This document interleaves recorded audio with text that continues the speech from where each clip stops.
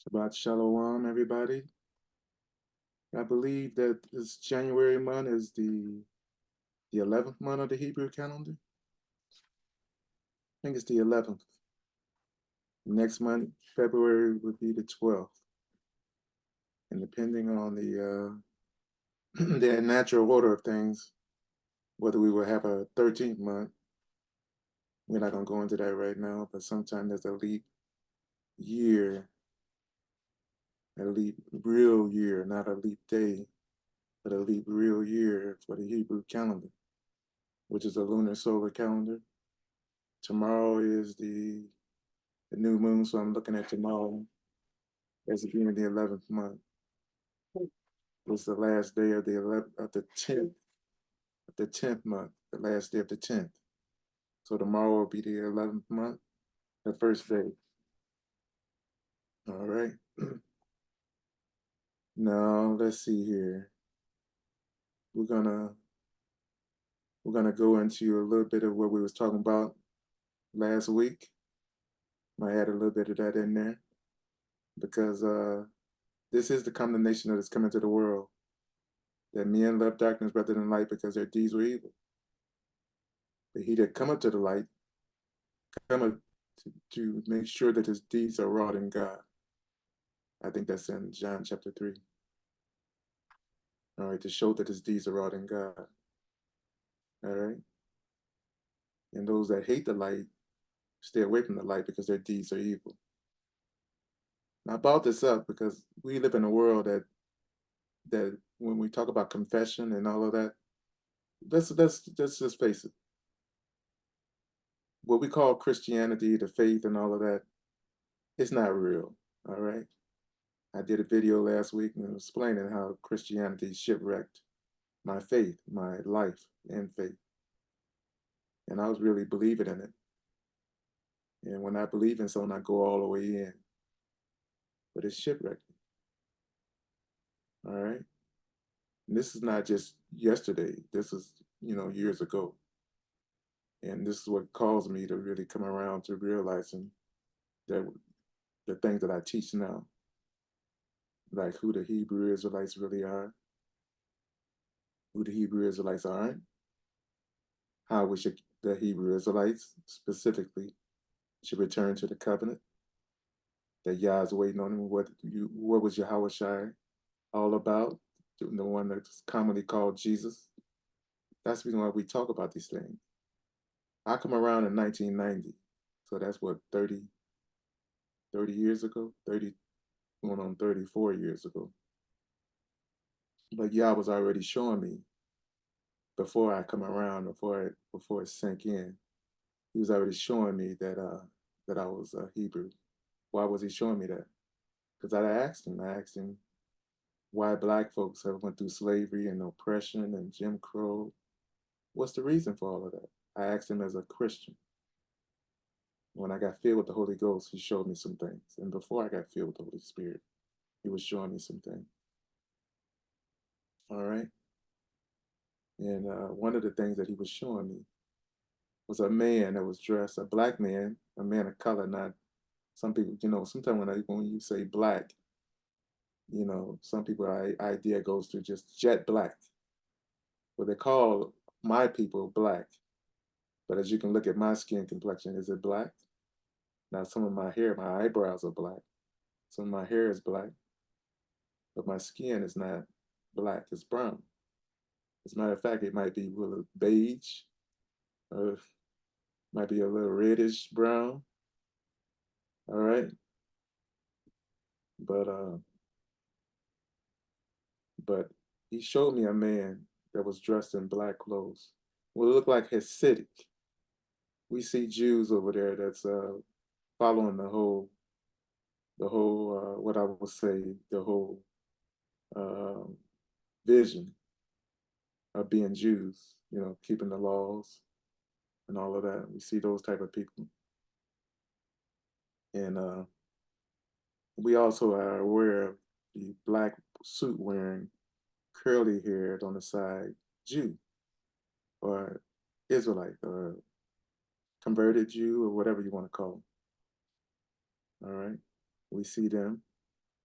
But before 1990, early on in 1980, Yahweh was showing me a person, and I was born again, so I was seeing visions and I was seeing things,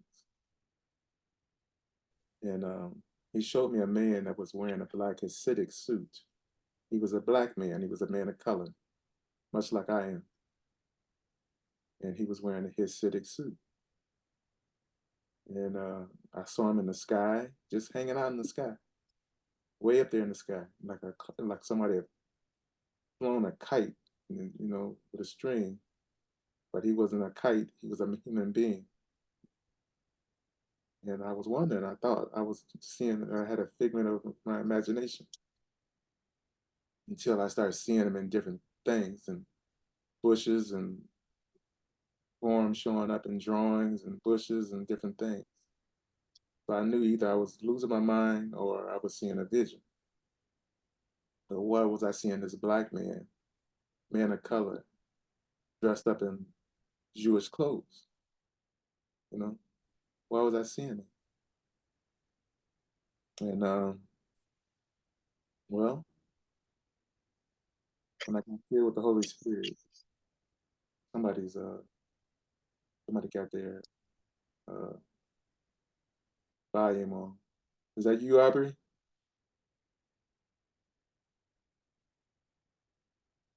But Yeah, that was my apologies. all right. How you doing? I'm doing okay. That's good. It's good to see you here. Yeah. And when I got filled with the Holy Spirit, the same year I was seeing this man in these Hasidic garments.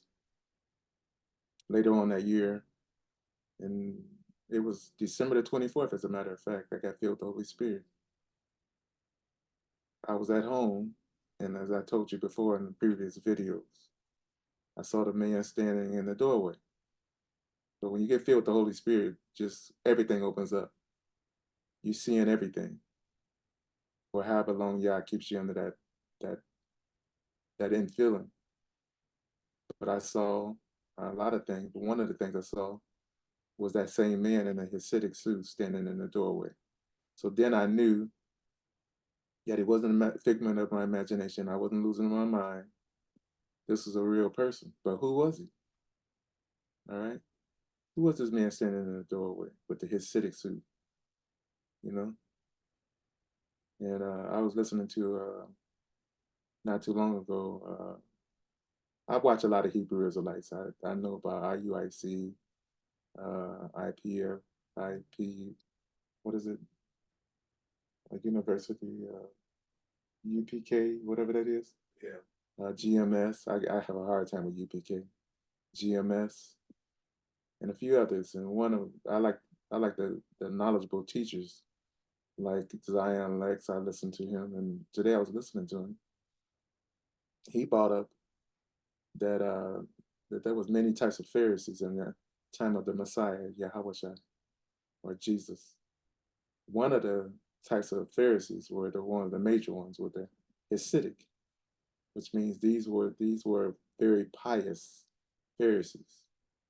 Now Yahweh did not literally tell us that the Pharisees was just totally wicked and rule them out. He basically said that he said that the scribes and Pharisees sit in the seat of Moses. All that they bid you to do and learn and hear, do. But as they do, don't do, because they say and they do not. In other words, Yahweh said that if you listen to the scribes and Pharisees, they're gonna tell you the right stuff. The problem is they just don't do it themselves. They're hypocrites. So you see it all throughout the scriptures. He's calling them the scribes and Pharisees hypocrites because they know the truth, they teach the truth, but they don't do the truth.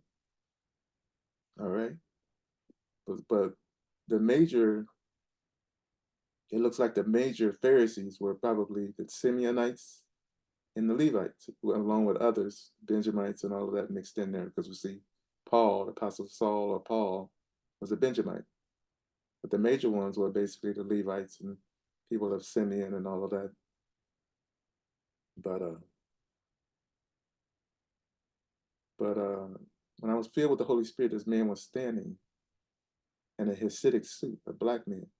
So Yah was trying to show me, even back then, he was answering my prayer. In other words, I asked him why my people got carried off in the slave ships and brought over here. We seen the movie Roots and all of that. What happened? Why did that happen? And it looks like out of the whole world, out of the people I've seen suffering, it looked like our people suffered the most, you know?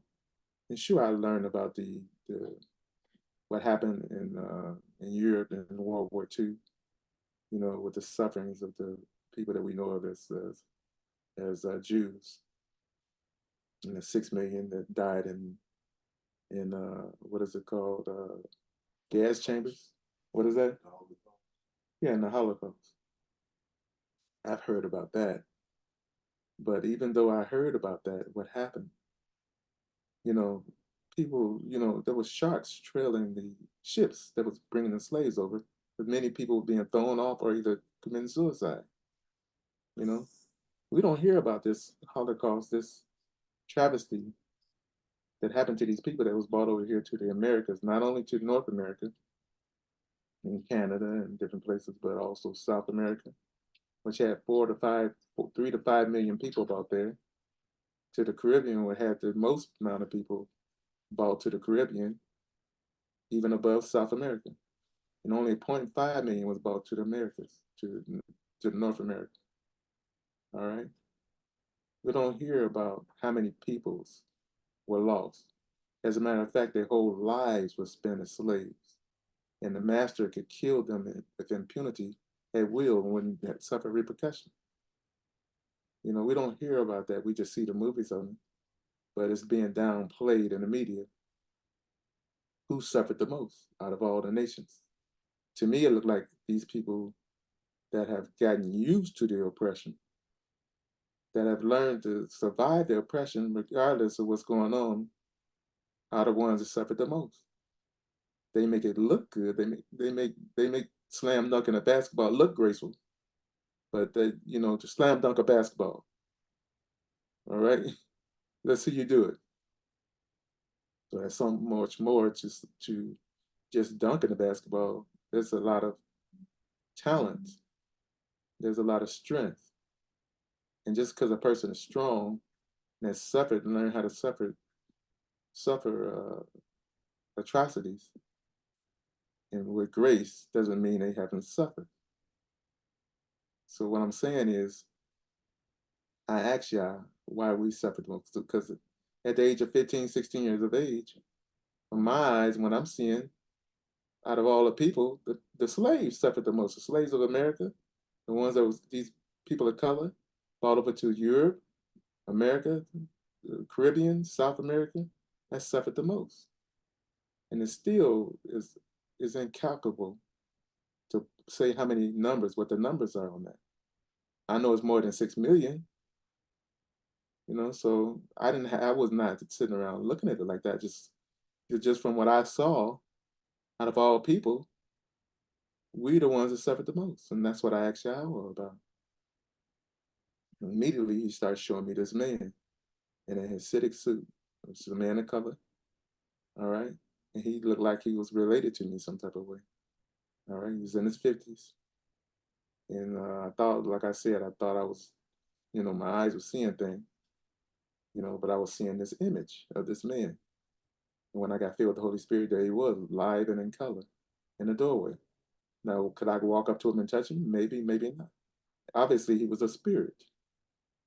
All right. And then that's when I started questioning. That's basically the seed of the answer to what Yah was telling me. What would eventually make a long story short. What he was telling me is that my people that's been suffering are his people, are the people of the book, the Bible. All right. And over the years, I started seeing it. 1990 is the year that I really settled in my heart and knew that that was true. That's the reason why God had showed me, this man in the Hasidic suit looked like he was related some type of way, one of my relatives. Um, The reason why is because we are those people. That's when I really picked it up in 1990, and I started searching the scriptures, not just for Christianity. I searched the scriptures for an answer as to what happened to our people, as knowing that we were the Israelites. All right. Did somebody bring me along on that? No. The Spirit would lead you in all truth, is what Yahweh said. Because he said in John 16:13, when he has come, the Spirit of truth, he will guide you in all truth.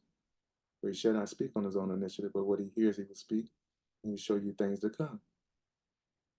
So I didn't have somebody that walked up to me or listened to somebody on the street corner, belching out that we the Hebrew Israelites. I didn't have that. All right. It's just the Holy Spirit brought it around to me. The Holy Spirit, he don't need basically a man to tell you. Now, sometimes he does. He uses people. A lot of people get filled with the Holy Spirit, and he'll lead them to the street corner where those Hebrew Israelites are talking. With me, before in 1990, way before there was any people on the internet, you know, belching out videos saying that we the Hebrew Israelites. All right, before the internet got going, period. With what is it called? Uh, Web highway. And we had computers, but nothing like this was going on, like what we see today with Microsoft and all of that. So yeah, I brought it around to me from studying the scriptures. You know, he brought it around and explained, hey, you are the real Hebrews, the Jews. You know. Now I do have on my father's side, I do have a European Jewish. I don't know how much European she was. European Jewish great grandmother. From Germany. Okay. And for a moment there, I knew we did have that, in my history. For a moment there, I thought we were Jewish. My family was just Jewish through her, because we knew that they were supposed to be the Jews. But Yah told me it's not through her. He showed me the slave trade and all that, and then I knew for sure then that it was through the black man, the blacks, the people of color that was slave, that was enslaved, that I was a Hebrew, a Jew. And then when I asked him later on, when I was in prison, I asked him, I said, what tribe am I from? After I got that down pack, I swallowed. I basically ingested the truth about who we were. And I was satisfied with that. I asked him what tribe we were from. Opened up my spirit, and he told me, he said, Levi, you know? And before I saw any 12 tribes chart or anything like that, he said, Levi. And I asked him what tribe are the people in America from? He said, Judah. The men of color that's in America is mostly from Judah. All right, the slaves that was enslaved are from Judah. So I had two answers without a 12 tribes chart. That the people, because my fathers are from Haiti, that those people are mostly Levite. The ones in America, the slaves, the men of color, the oppressed are mostly from Judah. Not all of them, but in general, Judah. So when I saw the 12 tribes chart years later, when they said the Haitians were Levi and the African Americans were Judah, I said, well, Yah showed me that. Now the other tribes, I didn't ask. I didn't ask him. But when I saw the chart, I said that must be correct, because when I asked Yah about me and Haiti and North American enslaved people of color, he gave the answer that the 12 tribes chart is speaking about. But anyway, um, the scripture that I just got up here, right, Proverbs 25:2, I brought it up last week. Is the glory of God to conceal a thing, but the honor of kings is to search out a matter. This is one thing I started doing. I started searching out Who was that man standing in the doorway? He was in his 50s because my mother said it probably was Jesus. You know, at that time, I was still calling the Messiah Jesus, didn't know his Hebrew name. She said, probably Jesus. And I went on and accepted that, even though the man in the doorway was in his 50s. All right.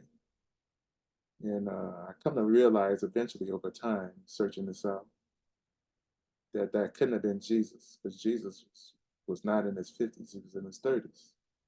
He's a much younger man, a generation younger than 50. All right. So then I wanted to know why did Yah show this man to me? Is he a relative? Did you just show him to me to show who he were?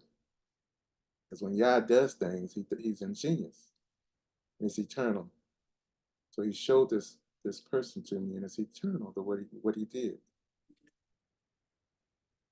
One of the I used to believe, let's put it this way, I used to believe that Yahweh Shai or Jesus was Yahweh. You know, I used to believe that I was just like a lot of Christians. They have different beliefs in Christianity about Yahweh Shai. There's a Trinity. There's what else? Oneness Pentecostal, which is what I believed in, where God is one. He's the Father, Son, and the Holy Ghost. All right. Well, he's not three different distinct persons, but he's one person, but three different manifestations. That's what I believed. And it was not long ago that I believed that. What had to happen to me to change my belief, it was not too long ago. I had a visitation in the spirit from it seemed to be Yahweh. It sound like his voice. And that's on you, you know, you get born again, you can automatically sense what Yahweh's voice sound like. All right. But it sounded like his voice. A person and the entity was let down into the room that I'm in. And he told me, and it was right on time too, because I had been studying this. One of my favorite doctrines was talking about how Yahweh is really Yahweh. All right. And he spoke to me. He said, I'm not really Yahweh, I'm not God. When he spoke it, it's like when he spoke to his disciples and he opened up their understanding. When he was resurrected, he opened up their understanding with just his spirit, his voice, and all of that. He opened up my understanding. And when he opened up my understanding, then I got it right up, just quickly. When he said, I'm not God, I'm not Yahweh. Right off the top, I got it. I understood. I said, yeah, I got it. That Yahweh Shai is not Yahweh. A lot of people worship him as if he is Yahweh, but he's not really Yahweh. He's not God. He is Elohim, Elohim, in a sense that there's lots of Elohim. All right. But Yahweh is the one true Elohim. How do you know that? Well, John 17:3. When Yahweh said, this is eternal life, that they may know thee, he's praying to the Father. He says, this is eternal life, that they may know thee. Talking about the Father, that they may know thee, the only true God, and Yahweh or Jesus Christ whom thou hast sent. So the Father in heaven is the only true God, is what Yahweh said. There's a rich young ruler that walks up to him and says, good master, but what thing must I do to inherit eternal life? And he told the man, he said, why callest thou me good? There's none good but God. But anyway, if you want to enter into your life, keep the commandments, he told him. So right there, he told the man that he's not good. It's the only one that's good. That's the Father. God is the only one that's good. So it's right there in the scripture. I saw it all along, but I was trying to, when I was believing that he was really Yahweh, I was twisting those scriptures. Make a long story short, I was twisting those scriptures to go along with the narrative that Yahweh really is God or Yahweh, the Most High. But when he showed up and he manifested himself not too long ago and told me that, I had to go along with it. And when I started studying this, then I really started basically realizing that it's the Father that I was seeing. All right. It wasn't the Son. It was the Father I was seeing. When I got into ministry, and I was preaching a sermon one day about this situation, about the man in the Hasidic suit, and there was people out there in the audience, one of which was a prophetess. All right, one of which was a prophetess. I remember her name, Prophetess Burns. That's what she called herself, Prophetess Burns. You can look at her and tell she's got some spiritual stuff going on. After the sermon, we was all, you know, fellowshipping and shaking hands and greeting one another and everything. And she walks up to me and she says, you know, the Lord spoke to me. That's how she said it. The Lord spoke to me and told me that that man that you saw in the doorway was you, talking about me. And I heard it, and I had a sense that what she was saying might be correct. You know, and I let it go, and I just trusted in Yahweh with it. But one thing I know for sure, and I know that for sure, is that Yah was showing me Himself. All right, He was showing me Himself, and this is how I got to this understanding. You know, it's the glory of God to conceal a thing, but honor of kings is to search out a matter. There's a lot of things that basically are vague that people can't answer. One of the things people can't answer is why haven't Yahweh Shai returned yet? What has He got to do up in heaven? What work? What has to be done to complete His salvation where He returns? We have people, generation coming in, generation goes out, waiting on the coming of Yahweh Shai. So, well, I'm the type of person I want to search it out. It's the glory of God to conceal a thing. It's the honor of kings to search out a man. Hold on just a moment.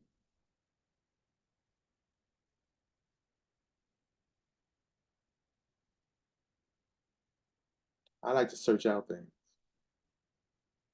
If I had not been in the business of searching it out, I don't think Yahweh Shai would have basically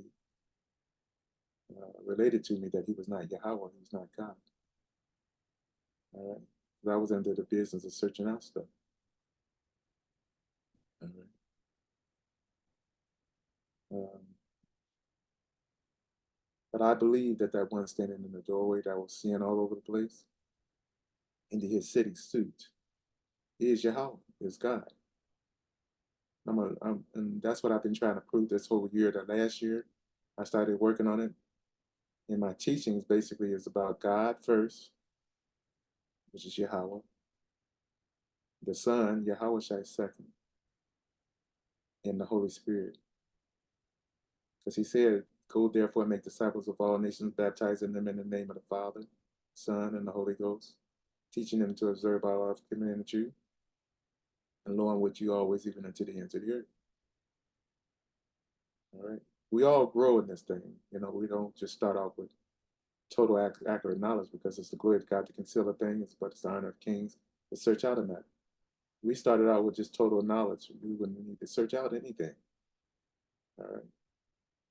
We wouldn't need to search out anything. We wouldn't have to because we would know everything. And that won't happen until all of this is over with. And everybody will know everything. All right. But it's a progress, a process. You have to search out, you ask, you seek, and you find. Ask, you shall receive, seek, you shall find, knock, and shall be opened unto you. I think that's how the scripture goes in Matthew 7, verse 7, I think it is. Ask, ask, you shall receive, seek, and you shall find, knock, and shall be opened unto you. And Yah will see you struggling with something. He'll let you struggle for a second or two, and then He'll reveal it to you, like He did with me by Yahweh. Yahweh spoke to me and said, I'm not Yahweh, I'm not God.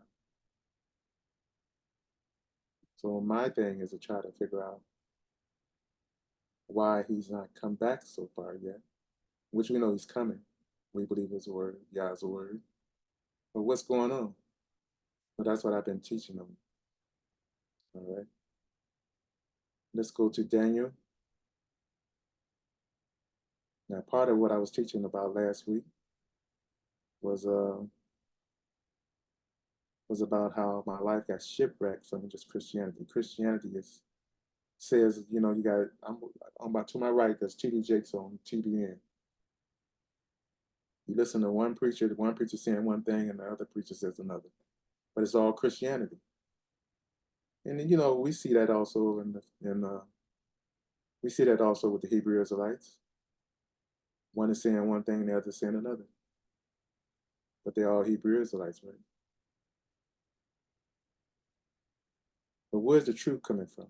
The truth is coming from Judah, from the Jews. Salvation comes from the Jews. So I would rather find out the truth from the Hebrew Israelites.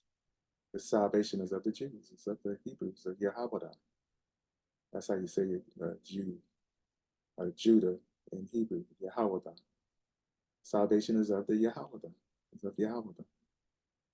All right. Let's see. So one of the things I do is that I find in the scriptures things about Yahweh that has something to do with this person. One of the things that I hear a lot is that we're waiting on Yahweh Shai to return. And but the question is does Yahweh Shai return first for the kingdom? That should be the question, because there's many scriptures that's saying that Yahweh Shai doesn't return first. Who comes first? The Ancient of Days. Ancient of Days comes. Who is Ancient of Days? The Ancient of Days is guess who? God, G-O-D, or Yahweh or Elohim. El Shaddai, El Elyon. All right. How does he come? Well, obviously he's going to be manifest in the flesh. All right. And when we was believing in Yahweh Shai as being God, we didn't have no problem with believing that Yahweh would manifest in the flesh. Why is it so hard to believe that Yahweh will manifest in the flesh and it won't be Yahweh Shai? See, but Daniel chapter 9 has an angel bring an answer, a message to him. And I think this is very important. All right. We see Daniel talking about 70 weeks in the book of Daniel, chapter 9, verse 24. All right. Here's something I found out just, you know, studying and listening. You know, part of learning is listening and studying. Not only studying, but listening too. All right. One of the things I've found out is that the 70 weeks cannot just be 70 weeks like, um, you know, like regular weeks. No, neither does it mean that it's 70 um, Jubilee cycles, like, you know, regular Jubilee cycles. It could be that. But what I think these 70 weeks are that we're looking at in Daniel 9:24 is basically they are Jubilees. All right? They are Jubilees.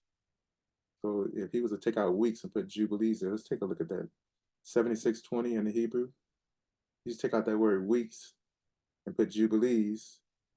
I think it to be accurate, but it's a mystery. That's the way Yah had the angel tell it to Daniel. All right, let's take a look at that real quick. Shabuah. All right. Shabuah, and that word obviously sounds like it's coming from Shabbat. Shabbat is, but it's Shabuah. All right. Uh, the word means literally as a diminutive of 7651. I don't want to go there right now. Literally seventh. So it has to do with sevens. That is a week, specifically of years, a week of years. So what a jubilee is 7 weeks of years. 70 weeks of years is what a jubilee is. Specifically of years, 7 weeks. All right. But you see it starting from the beginning, what this is all about. when Yah was going to destroy the earth with a flood. All right. He told Noah, well, he said in the book of Genesis, chapter 9. Let me go there real quick so you can see where I'm coming from. Genesis, chapter 9. So this whole Daniel 9:24 starts in Genesis. What's really going on with that 70 weeks? Let me see if I can go straight to it. Genesis 9.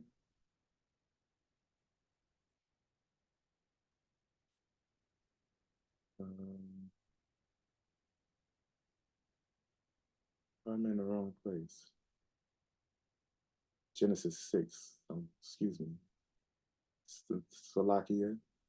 Now it's funny that the word excuse me in Hebrew Israelites say Salakia.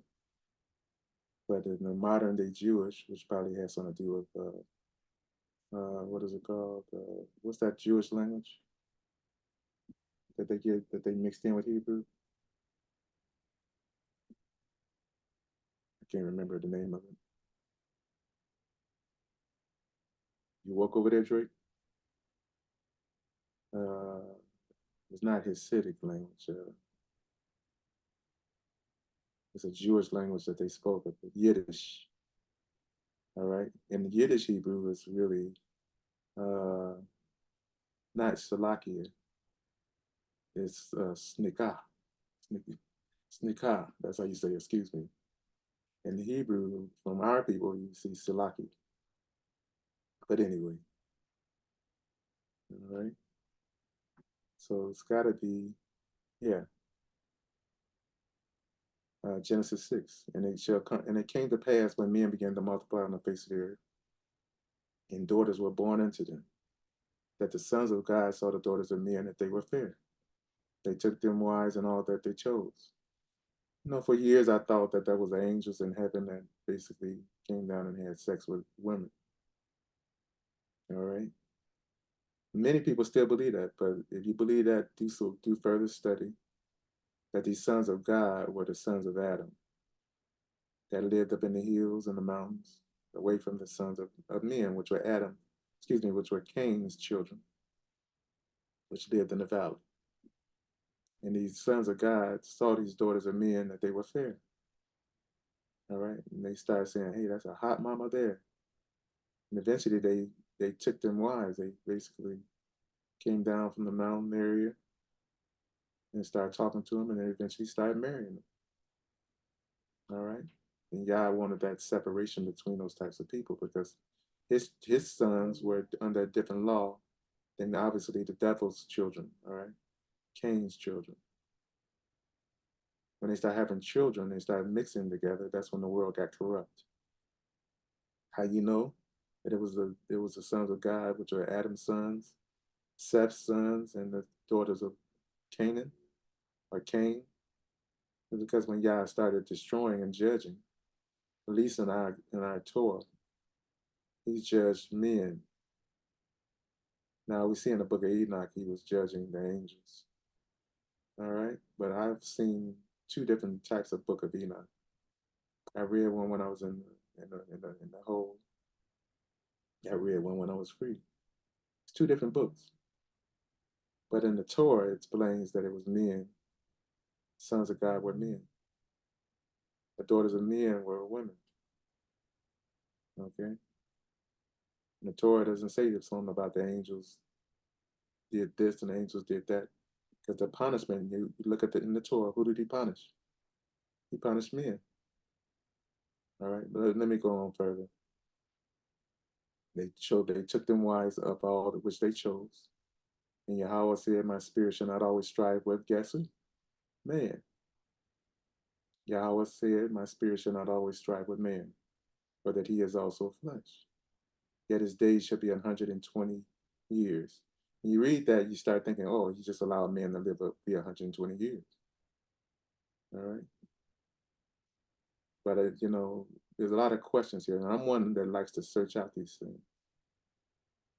All right. When I see these questions, I'm one that basically would pray about it and then start looking for an answer. This 120 years is not literally 120 years. The 120 years is basically, you can take out that years and put jubilees.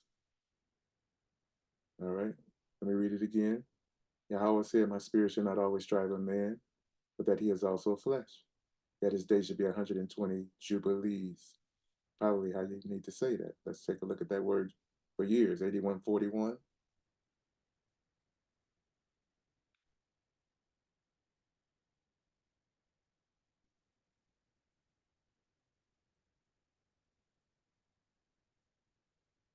Slow on this.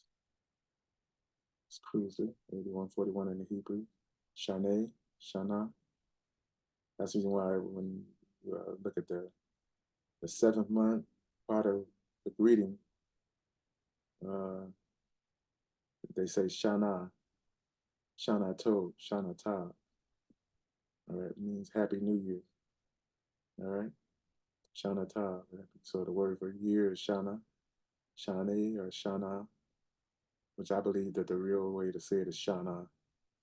The Hebrew way of saying Shana, Shane is basically taken in another direction. All right. The first form being in the plural only, the second being in the feminine. From 8138, we won't go there. It means a year. As a revolution of time, old age, long, old year. All right. So, but when I studied this, it seemed like this 120 years is really talking about jubilees. All right. It's a symbol of jubilees. 120 years, because I'm going to explain something to you. That when I looked up scholars and studied it myself, that there was a certain time of jubilees that had already eclipsed from this time to the time that Israel came out of Egypt and went into Canaan. They went into Canaan land. There was 50 jubilees. So when they went into Canaan land, and you can probably look up uh, what is it? What is that word for when you look at the meaning of names and numbers? What is that called? What is it? Gematria? Can you hear me over there, Drake?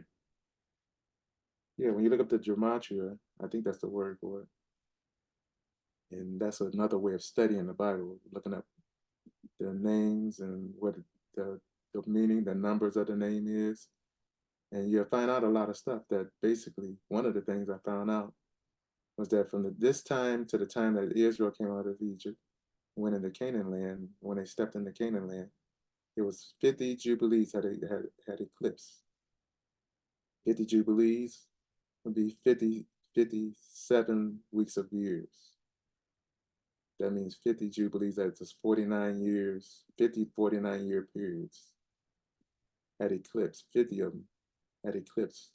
From this time of the flood to the time Israel went into Canaan land, coming out of Egypt, out of slavery. All right. Now, 50 Jubilees had eclipsed.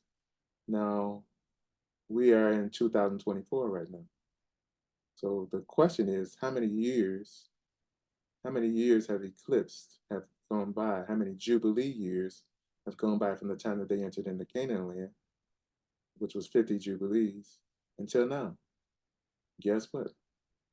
When you study that and you find the right scholars to help you out with it, guess what? 70 Jubilees. 2024 will be the 70th Jubilee. Yes. So you add 50, you add 70 together, what do you come up with? You come up with 120. Let me read that again. Yahweh said, my spirit shall not always strive with man, but that he also is flesh.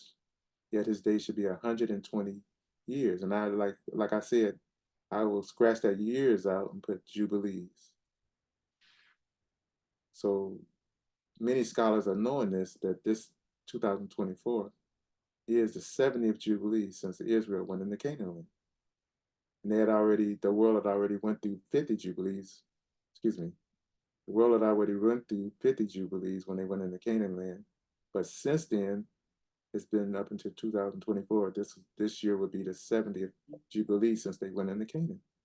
You add that 50 and that 70 together, 120. All right. See how close we really are to something taking place here. All right. But there's another thing in here that you might want to look at in Genesis 6:3. Yahweh said, my spirit shall not always strive with men. The key to this is my spirit.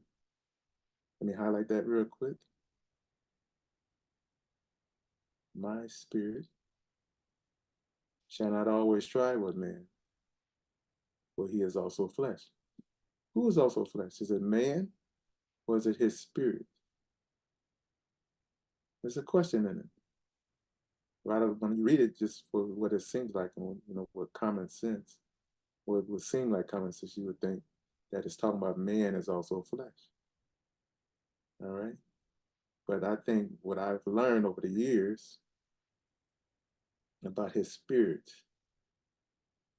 would also become flesh.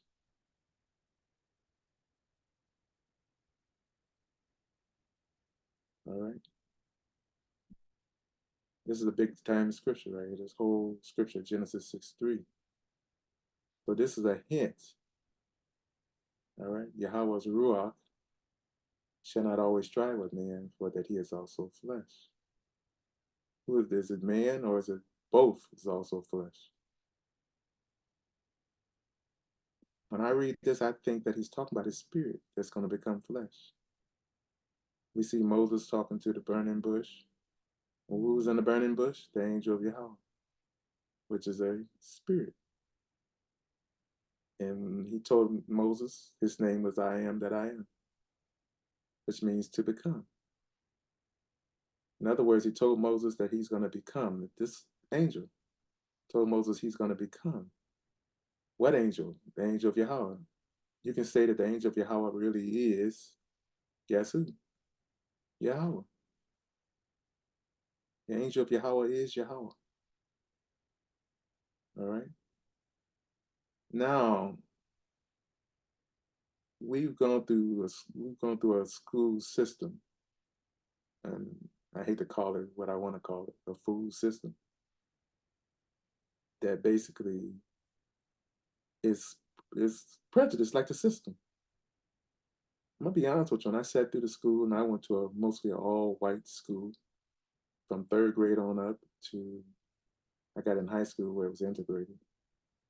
But from the kindergarten all the way to the third grade, I was in Gary, Indiana. I went to an all black school, mostly black people of color, Ivanhoe Elementary. If there's some of you out there, shout out Ivanhoe Elementary School. But I know what it feels like to go to an all black school, and who knows what it feels like to go to an all white school. All right. But the whole school system, I think, is a fool system. It does not cater to the way that Hebrew Israelites are learning.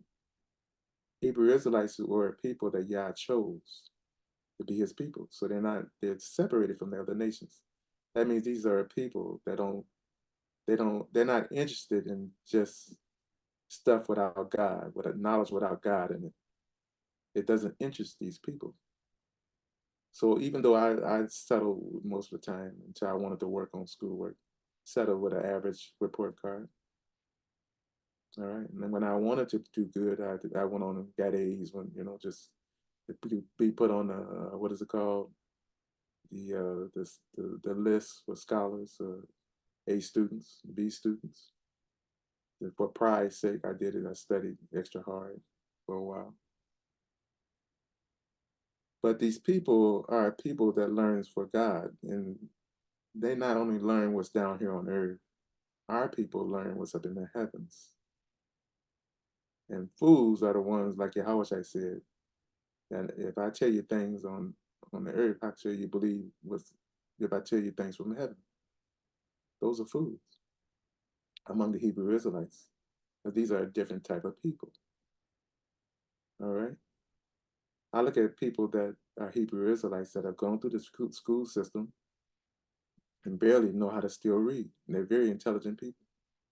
And I look at it and I say they didn't learn by putting from a system that puts Yahweh first. As a matter of fact, we live in a system that has taken God out of the schools, out of learning for children. Now, when I started school, up into the third, fourth, fifth grade, they still had the Bible in school, except that when it was time to have religious education, you had to leave the school ground and go to a trailer that was parked right outside the school. Now, I don't think they do that in any shape, form, or fashion. I'm not sure, but I haven't heard anybody talking about they having religious education for years. But we had religious education for a little while, but it was separated from the school. All right. But Yahweh's people learn best when they learn about him. They're not scholars in the world. They're not scholars and extremely intelligent of the world. They're scholars and sagacious like Abraham when it comes to God. You take them away from God, you will make them morons. People, very intelligent folks, wise people, you would take that away from them. And that's what happened. All right. But to go back on this, and I'll have to hop back on that topic in a second. Verse 3 of Genesis, my spirit is really Yahweh. And that's the one that showed up to Moses on the burning bush in Exodus chapter 3. And when he told him his name, he said, I am, and that word uh, is higher, which means I will become. When you look at when he describes himself in the book of Revelation, he says he was, is, and guess what? He is to come. When you look at the Antichrist coming, it's described and basically timed by Yahweh, the spirit that becomes flesh. It says, that that is when this person is taken out of the way, that's when the man of sin is revealed. And you might study that. Many people study that. What is it talking about when he that withhold, when he that restrains is taken out of the way? Many people have come out with all types of ideas. It's simple. If you know that Yahweh is a spirit and he's going to become flesh, when he's taken out of the way, and he's not taken out like is it by force, but he leaves, then the man of sin will be revealed. And then who is it talking about? It's talking about Yahweh, this one that's going to become. And how do you know? Because the same word in Hebrew, which is higher, is the same equivalent word in Greek for konomahi. That word for when he is taken out of the way, then should that wicked be revealed. It's konomahi. It means the same thing. It means to become. All right. So when Yahweh becomes, he's going to manifest in the flesh. And when he's taken up into heaven, after he manifests in the flesh, all right, that's when the man of sin is revealed. So you're saying, let's go from here. He's going to be taken up in the heavens. Yeah. First Timothy chapter 3, verse 16 says, great is the mystery of godliness. God manifest in the flesh, justified in the spirit, seen of angels, preached among the Gentiles, received up in the glory. And we look at that as that is Yahweh Shai.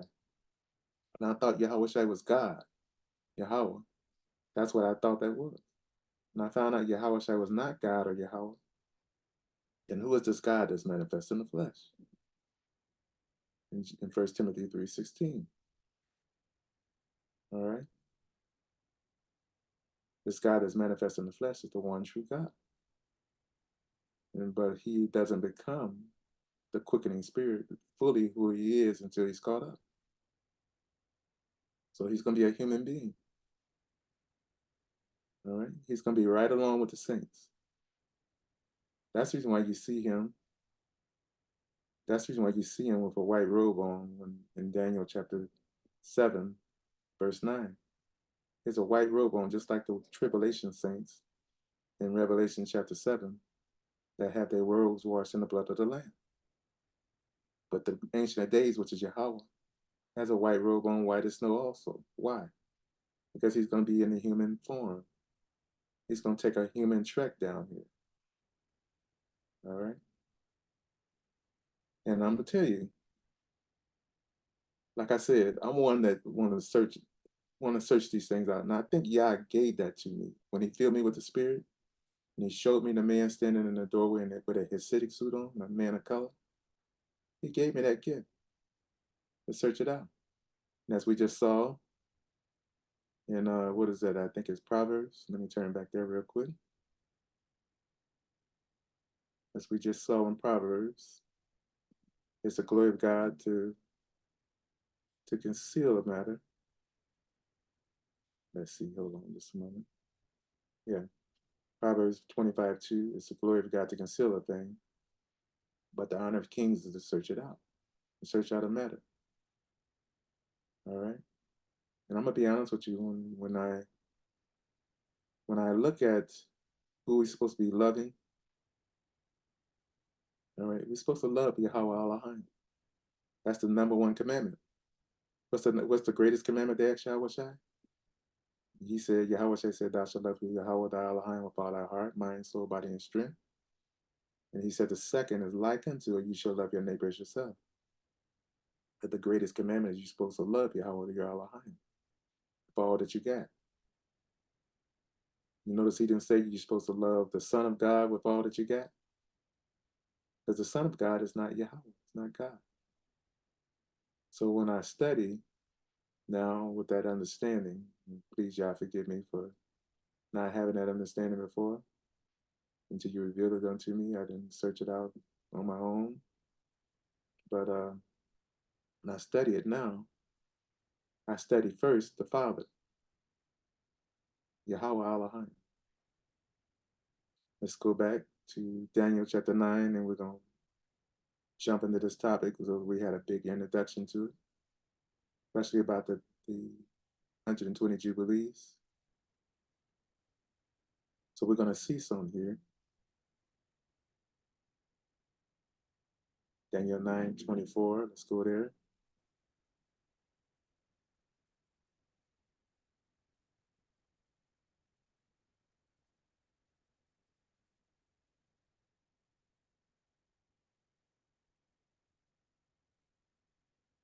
Gabriel brings Daniel this word.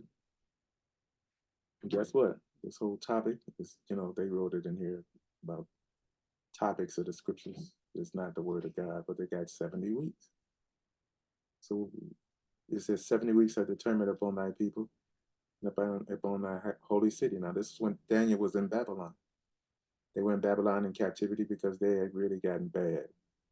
And Yahweh basically, to punish them, raised up Babylon within a small space of years, which came in and took them captive, took Jerusalem and Judah and the whole, not the whole 12 tribes, but the whole people that was there, still in the city, still in the land, took them all captive because they basically was they was violating Yahweh's laws, they was doing all the wrong stuff. He used Babylon, Nebuchadnezzar to go in there and get them. And to keep them 70 years. See how all of this is winding up talking about 70 weeks, 70 years. All right. What were we just talking about? And it was 50 years from the time of the flood, 50 jubilees from the time of the flood to Israel went into Canaan land from Egypt. It took 50 jubilees for that, 50 49-year periods. All right. But this topic now from Babylon's situation is talking about 70 weeks all of a sudden. Because many of the prophets, when they was in Babylon, that's what that's the reason why Daniel was asking the question, what's going on? Because it was around the time of the 70 years. 70 years that they were to be in Babylon was almost up. Daniel basically was fasting and praying for an answer from God. But the answer is from Gabriel, the angel. He tells him 70 weeks are determined upon thy people, and upon thy holy city, to finish the transgression, to make an end of sins, and to make reconciliation for iniquity. All right, now watch this. To bring in everlasting righteousness, to seal up the vision and prophecy, and to anoint. I want to highlight that if I can, to anoint the most holy. All right, to anoint the most holy. 70 years. So 70 years from what time period? 70 years or 70 jubilees from the time that they went into Canaan land from Egypt until the end. All right. So Daniel was a very wise person that can figure this out. All right. Now, if we had the scriptures, we had our language, our original language, and the way the scriptures are really written. All right. And if you had a love for Yahweh, you would figure this out. But because we've been separated because of hard headedness and disobedience and sin, we have to be scattered among the nations and figure it out from there. Is it impossible? No. Because with the Holy Spirit and with God, you can do all things. With Christ, you can do all things. All right? And that's what I've been relying on. But it's taken years for me to really come to this point that I'm at now. Years, not just a few years. Years, all right? I'm going to put an S at the end of generation, or it will be generations for me to understand, to come up with it. When I started off, like I said, I was shipwrecked in Christianity. Because Christianity is not going to go into this. Because I'm gonna be honest with you. Christianity is for the Gentiles. They have their own breakdowns of the scriptures. They're waiting on the rapture of the church. All right, I'm gonna be honest with you. If you have a Gentile nation, I have to say it. There's gonna be no rapture of Gentiles. Okay, there won't be no rapture like that. And it looks like the one that's getting raptured is the man child in Isaiah 66 and Revelation chapter 12. And it calls it that he's called up unto God into his throne. Why would saints be raptured up into heaven? God didn't make heaven for the saints, for human beings, period. All right. And Yahweh Shai was up there from the very beginning. All right. In Genesis chapter 1, verse 1, he was up there. As a matter of fact, Yahweh Shai, Jesus, was the first thing Yahweh created. Yahweh Shai was created. But let's go on. We've already talked about that. Maybe I might go back on it and show you how he was created. But to anoint the most holy. So the question is, who is this most holy that's going to be anointed? Well, right off the top, I know everybody, the first thought that comes to their head was Jesus. All right. Which basically that's what I would have thought. All right. But at the end of the 70 weeks, the most holy will be anointed. Let's read that again. 70 weeks are determined upon thy people and upon thy holy city, which is Jerusalem, to finish the transgression, making end of sins. Yahweh Shai made an end of sins, right? For the sacrifice. To make reconciliation for iniquity. And what's that iniquity thing about? We know that's in Leviticus chapter 16. The Lord's goat and the scapegoat. The scapegoat takes out iniquity. Yahweh's goat takes out sin. All right?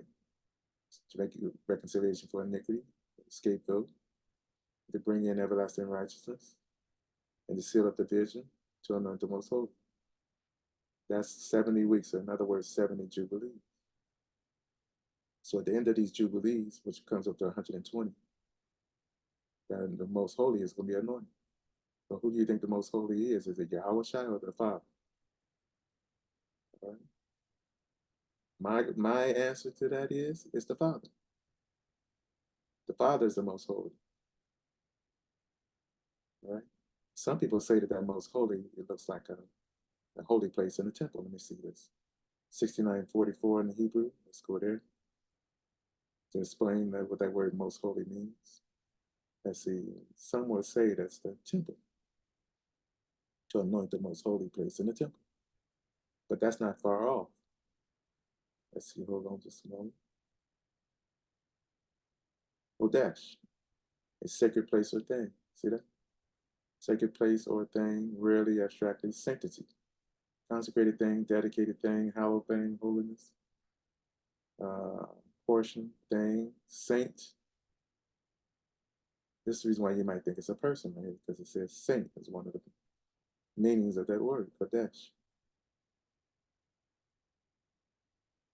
6944. Sanctuary is the other one that most people think it is, talking about the holy place in the temple, the sanctuary. What do I think it is? I think it's Yahweh himself. He's the one that sanctifies the sanctuary. Thank you very much. Yahweh, I think this is Yahweh himself who sanctifies the sanctuary. All right. And it's going to surprise, it's going to shock a lot of people because everybody's thinking Yahweh Shai is coming to rapture the church. Let's wait on Yahweh Shai. It's going to take us out of here and take us to heaven for 3.5 or 7 years. That's how the breakdown goes. Because I basically, like I said, Christianity wrecked my faith in my life. It didn't totally take me out. All right. But I have all their breakdowns. I understand it because that's what I believed in too. I heard it and I said, okay, it must be true. Until I find out something that is wrong, here it is. But I found out it was wrong, right? By the Holy Spirit. Praise God. So we see that that word means saint or sanctuary, but it looks like it's both. To anoint the most holy in the latter days of the 70 weeks or the 70 Jubilees. All right. 70 Jubilees, we can say the 70 years means, or 70 weeks means, which takes us up to 2024. And you count those Jubilees. And we are, what year are we in? 2024. Now, when it's really Jubilee, so when does the Jubilee take place? What time of the calendar, the lunar solar calendar, does a Jubilee take place according to Yahweh's word? Well, when the seventh month comes around, which is Tishri, the month called Tishri in Hebrew, the seventh month, which is sometime around September, October, you have the feast of trumpets, the first day of the seventh month. All right, not at the Gregorian calendar. All right, but the Hebrew calendar, which is a lunar solar calendar. All right, if you're going by the Gregorian calendar, you'd be way off. But the Hebrew calendar, which is a lunar solar calendar, is sometime around September or October. So you had a Feast of Trumpets, first day of the seventh month, which is going to be, I can't say right now what date it's going to be. I don't have my calendar up. But 9 days later, you will have the beginning of the Day of Atonement, the seventh month on the ninth day at evening. So from evening to evening, so you celebrate that Sabbath of the Day of Atonement. It starts in the evening of the ninth day of the seventh month, and it ends on the 10th day of the seventh month. All right. But what happens is on that 10th day of the seventh month, they will blow the trumpet of Jubilee. Whenever that Jubilee rolls around, it's blown on the Day of Atonement. It's really deep when you think about this. It's really deep that it's on the Day of Atonement when everything is all of the sins are done away with by the blood of the Lamb or whatever, and everything is atoned for. That's when you go back home. That means if you sold some land to your neighbor or whatever, and you have to wait to the Jubilee to get it back. And when the Jubilee hits, everybody goes back to their original heritage. Even if they sold it, you get the heritage back, which makes a lot of sense that in the 70th Jubilee, the 70th week, Israel's restored. All right. That's going to be a Jubilee that's not only going to take Israel back to their heritage in the land, it's going to take them from captivity. This is a worldwide thing. That captivity is worldwide on this. When Yahweh was speaking to Daniel through Gabriel, the angel, he's basically speaking from a distance of time. He's basically saying that if you count 70 Jubilees from the time that Israel went into Canaan land, you're going to know the time period that this is forecasted out for. That means it was good God's time. That's great. Daniel kept asking in the book of Daniel, chapter 12, and Yah eventually had to tell him, go that way, Daniel, because you're going to rest in You're going to rest. That means you're going to die. And you're going to rise up in your portion of land, of possession. All right? I think that's how he said that. It's Daniel chapter 7. Excuse me, Daniel chapter 12. He said it's sealed up to the time of the end, told Daniel. That means that basically the time of the end was years, 70 weeks of years. It was 70 jubilees from the time they went into Canaan land. If you count that, and what he probably eventually did, that's how long they was going to be waiting. All right, he's going to be sleeping for that long of time before he's awake up, where he gets up from the grave and resurrected, and then he's going to be blessed. All right, so all of it equals 120 years, as we just saw in Genesis chapter 6. All right. So let me read it again. 70 weeks are determined upon thy people and upon thy holy city. So Jerusalem is involved. So letting you know that wherever Jerusalem is in the nation of Israel, the covenant land is involved in all of that. All right. To finish the transgression, to make an end of sins and make reconciliation for iniquity. So you can see sins and iniquities are two different things. They're similar, but it's two different situations. To bring in everlasting righteousness, to seal division in prophecy, to anoint the most holy. And like I said, I believe that the most holy is Yahweh, the Father, who's manifest in the flesh. Not Yahweh, he was manifest in the flesh too. But the most holy, the most high, God, El Elyon, is Yahweh, not Yahweh. And we know a temple is going to sit up there again in Jerusalem. And that it can't be a veil, it can't be a temple that's built with a veil to cover the Holy of Holies from the rest of the place. Because what happened when Yahweh died on the cross? The veil was split in half, making a way to Yahweh, where you can go in his presence. All right, the veil was split in two.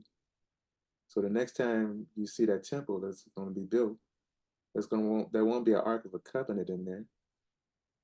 All right, there won't be an Ark of a Covenant. We saw that in Jeremiah not too long ago. But no longer will they say that the Ark of the Covenant. That's going to be done away with. There's going to be a throne in there. Because he said it right in Jeremiah too, that Jerusalem should be called the throne of Yahweh. So what do we expect in the future? The throne of Yahweh in Jerusalem. Does that mean that's the throne of Yahweh? Remember, Yahweh is not Yahweh. That means Yahweh is going to be down here. He said the heavens is his throne, earth is his footstool. So he's going to reign up in heaven and on earth. As Yahweh's prayer says, thy kingdom come, thy will be done on earth as it is in heaven. So if it's on the earth, if Yah's kingdom is going to be on earth as it is in heaven, who reigns up in heaven over the kingdom? Yahweh, right? So if it's the same way on earth as it is in heaven, who do you think is going to be reigning on the earth? Yahweh. It's not going to be somebody symbolically sitting in this place. It's going to be really him. Okay? Be really him. Why do I say that? Let's go to, I'm going to show you some in the book of Ezekiel. The book of Ezekiel is really amazing because they're in captivity in Babylon. This Babylon also comes all the way to the end where we're at now. A mystery Babylon, all right? We're living in a mystery Babylon, all right? And Ezekiel has prophecies from the time that Israel is in, or Judah is in captivity. In Babylon, the original Babylon. All right, we're living in a mystery Babylon where it's hard to see what's going on. It's a mystery. Remember, it's a glory of God to conceal a thing. The honor of kings is to search it out. And when this man comes, when Yahweh comes on that white horse, he's going to be King of kings and Lord of lords. All right, it's the honor of kings to search it out. To search out a matter, I think that's how the scripture goes in the book of Proverbs. All right, so let's go to Ezekiel. Ezekiel was a priest. Now, not only Ezekiel was a priest, a Levite, but Jeremiah was a priest. I think Isaiah was a royal. He was descended out from one of the kings. But there was a few prophets that were priests. And Ezekiel was one of them.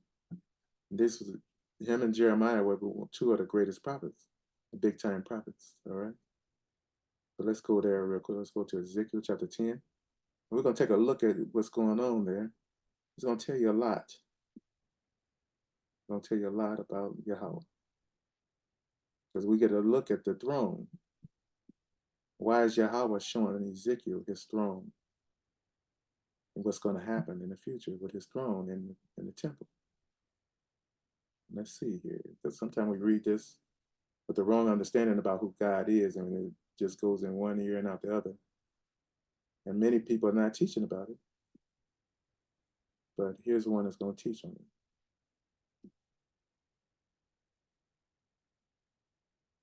All right. Now, I want to show you a video. I'll show you a video. All right. Just give you an idea of what this looks like, what we're going to read. All right. I've shown a video before on this topic. I want to show it again so to give you an idea what we're looking at, what we're reading here, because sometimes if you just read it, it's basically put you to sleep a little bit. You say, okay, that's God's throne. Okay. All right. All right. Before we look at this video, I'm going to do a fair use on it. Hold on just a moment.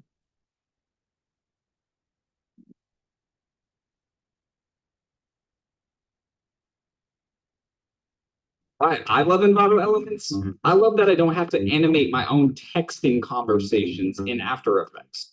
Excuse me on that noise. All right. Fair use.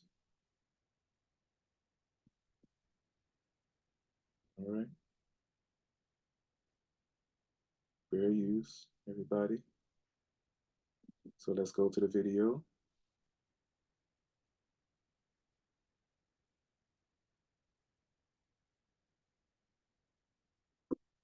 On the 5th day of the month, it was the 5th year of the exile of King Jehoiakim, the word of the Lord came to Ezekiel the priest, the son of Buzi, in the land of the Chaldeans by the Kibar Canal, and the hand of the Lord was upon him there.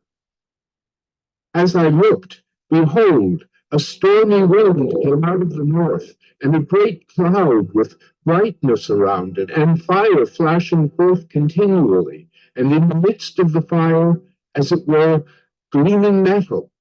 And from the midst of it came the likeness of 4 living creatures. And was their appearance. They had See the 4 living creatures with 4 heads. They're trying to give it a foot like a human being, but really they had calf's feet.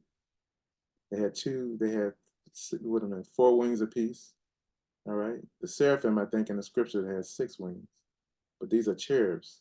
So they got 4 wings apiece. They had these wheels, as you can see, that's over there by each cherub. The wheel has a wheel in the middle of a wheel, and it has eyes in it all around the place. Even the wings, I think, have eyes that's all inside and outside. All right. Right up here, you see a firmament above the cherubs, right? Above the cherubs is a firmament, like the sky that we have outside. You see a firmament is thick. It's kind of giving you an idea of Yahweh's throne up in heaven. He sits on top of the firmament. Right there is telling us, to a certain degree, if you choose to listen to it, that sky up there is a firmament. It's a solid material thing. All right, solid. And people that probably you can send a atomic weapon out there and try to blast this thing open, you won't be able to do it. All right. People saying they went to the moon and all of that. How could they go to the moon when this right here would keep them from going out into outer space? And if you go into outer space, if you manage it, you're gonna be right up there where Yah's throne is at.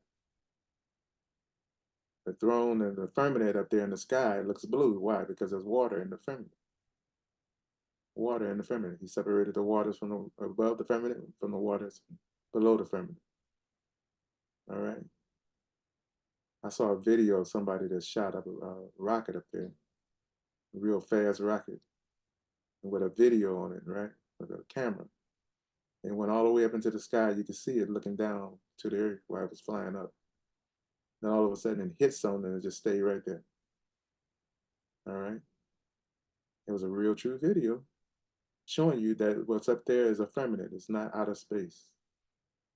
And above the firmament, as you can see, is a throne. All right, a throne. And guess what color it is? A sapphire throne. A sapphire throne, which is a blue color. All right, it's a throne with this bluish color, like the firmament is blue. And sitting on the throne is a man up there. One of the appearance of a man. Who do you think that is? And you guessed it if you said Yahweh. All right. So let me play a little bit more of this. And we're going to go to the scripture, Ezekiel chapter 10.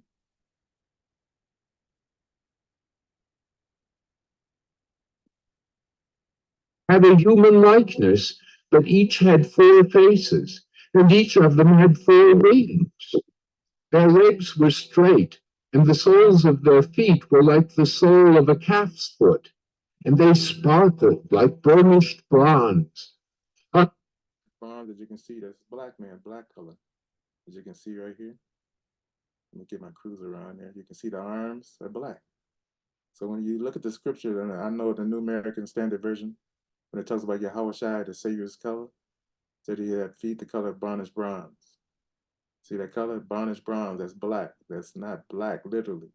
It's dark brown. All right, dark brown color. So even the angels, the cherubs are, guess what? They're black, or what according to American standard. They're people of color, the cherubs. All right, burnished bronze. Look that up if you have to. Look up what color burnished bronze. They kind of play a little slick about the color thing.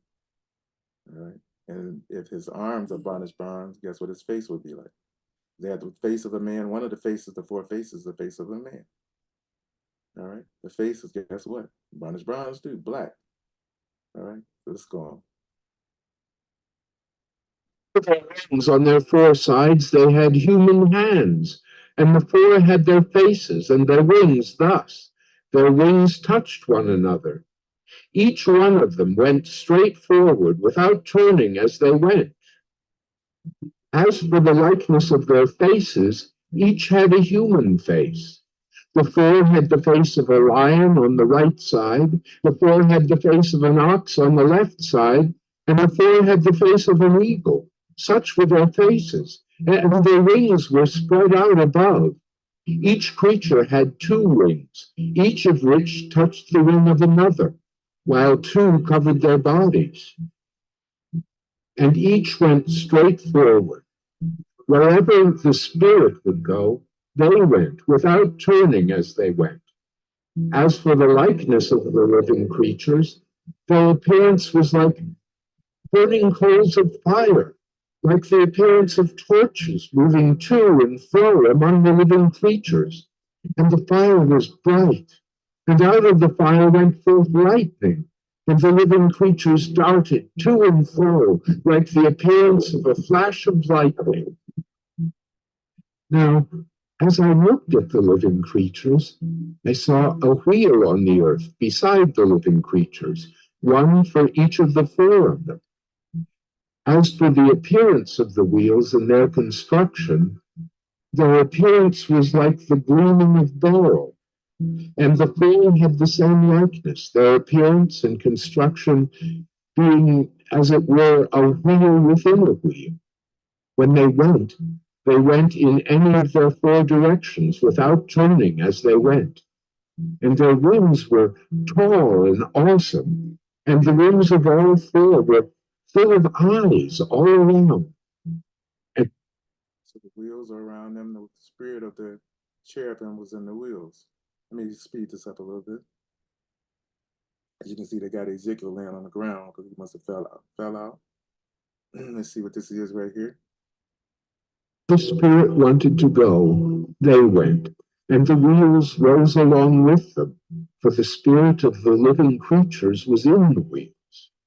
When those went, these went, and when those stood, these stood, And when those rose from the earth, the wheels rose along with them. For this. No, don't be shocked or surprised. This is what Yahweh is coming back on. All right? When he comes, he's going to come with this plateau right here, as you can see. Let's see, I'm going to enlarge it for you to see. Not too many people are talking about this. They need to talk about it. All right.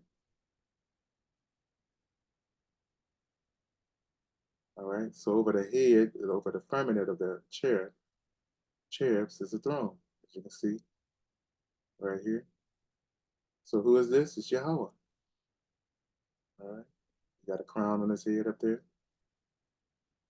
And in the Bible and the scriptures we go to read, he's going to call them the glory of God, Yahweh Elohim. All right. There's another place in the scripture where he showed up, and that's when after the covenant was signed with Moses, him and Moses and the children of Israel, in Exodus chapter 20, was it 24, I believe it was. When he showed up after the covenant was signed and agreed to, he was standing on a sapphire stone. And right here, when you read it in the scripture, this throne is sapphire. All right, but he wasn't sitting on a throne, he was standing on a stone when he showed up. All right, hold on just a moment. But this is what's coming. All right. You know, Christianity doesn't get into this because they get into Yahushua return. But Yahushua won't come until after he, Yahweh, comes. All right. The living creatures, there was the likeness of an expanse, shining like awe-inspiring crystal, spread out above their heads. And under the expanse, their wings were stretched out straight, one toward another. And each creature had two wings covering its body. And when they went, I heard the sound of their wings like the sound of many waters, like the sound of the Almighty, a sound of tumult like the sound of an army. When they stood still, they let down their wings. And there came a voice from above the expanse over their heads. When they stood still, they let down their wings. And above the expanse over their heads, there was the likeness of a throne, in appearance like sapphire. And seated above the likeness of a throne was a likeness with a human appearance. And upward from what had the appearance of his waist, I saw, as it were, gleaming metal, like the appearance of fire enclosed. Go to Ezekiel 10, as you can see that this is what this looks like, what Ezekiel 10 is talking about. All right. So when Yahweh comes, he's not coming as the Ark of the Covenant any longer. He's going to be really him in the temple. So this is what's going to be in the temple, in the holy place. All right.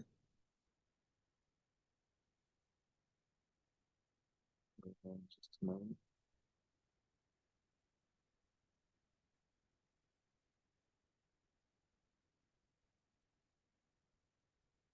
That's what's going to be in the holy place. The Holy of Holies, put it that way. All right. So let's see here. Let me make sure I get my stuff back. Ezekiel 10, verse 1. Then I looked and behold, in the firmament that was above the head of the cherubim, which we just saw, there appeared over them as it were a sapphire stone, as appearance and likeness of a throne. And he spake unto the man clothed with the linen, and said, Go in between the wheels and under the cherub, and fill thine hand with coals of fire from between the cherubim, and scatter them over the city. And he went in my sight. Now, if there's anybody that seemed like that could be Yahweh, that could be Yahweh, it's the man right here that has the linen on, clothed with linen. In chapter 9, he basically was destroying, Yahweh was destroying the city. All right. And what he did, he had this man with a writer's inkhorn by his side. And upon every man he saw, that mourned and low, that was sad about this stuff that was going on. He was to mark their forehead, put a mark on their forehead. And any man that he didn't mark, the angels, the 6 men that was behind him, that had destroying weapons in their hand, was to kill him. So this is not only talking about back then, it's talking about what's going to happen this time, this day and time. That this man has been marked, all right, with this man, the writer, with the writer's inkhorn by his side, which I believe it was Yahusha. I could be wrong, but it said a man, right?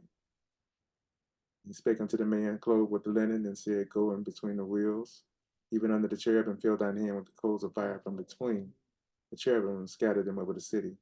And he went in my sight. All right. Now the cherubims stood on the right side of the house when the man went in, and the cloud filled the inner court. Then the glory of Yahweh, which is really Yahweh, went up from the cherub and stood over the threshold of the house. And the house was filled with the cloud, and the court was full of the brightness of Yahweh's glory. And the sound of the cherubim's wings was heard as even to the outer court as the voice of the Almighty God. All right, when he speaketh. Then it came to pass that when he had commanded the man clothed with the linen, saying, take fire from between the wheels, from between the cherubim, then he went in and stood beside the wheels. And one cherubim stretched forth his hand between the cherubims unto the fire that was between the cherubim, and took thereof and put it into the hands of him which was clothed in linen, who took it and went out, excuse me. And there appeared in the cherubim the form of a man's hand under their wings. For the cherubim got the form of a man's hand under their wings. When I looked, and behold, the four wheels by the cherubim, one stood by one cherub, another stood by another cherub. And the appearance of the wheels was as the color of beryl stone.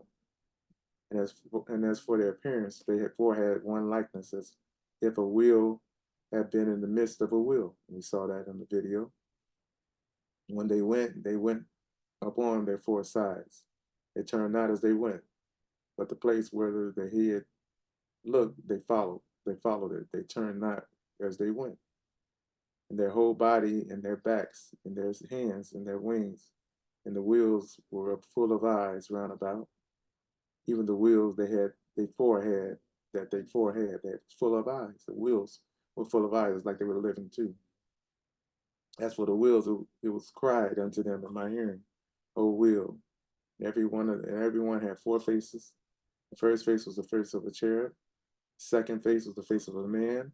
The third face of a lion. The fourth face of an eagle. All right. And the cherubs were lifted up. This is the living creature that I saw by the river of Chabat. When the cherubim went, the wheels went by them, and when the cherubim lifted up their wings to mount up from the earth, the same wheels also turned not from beside them. When these stood, when they lifted up, these lifted up themselves also, for the spirit of the living creature was in them.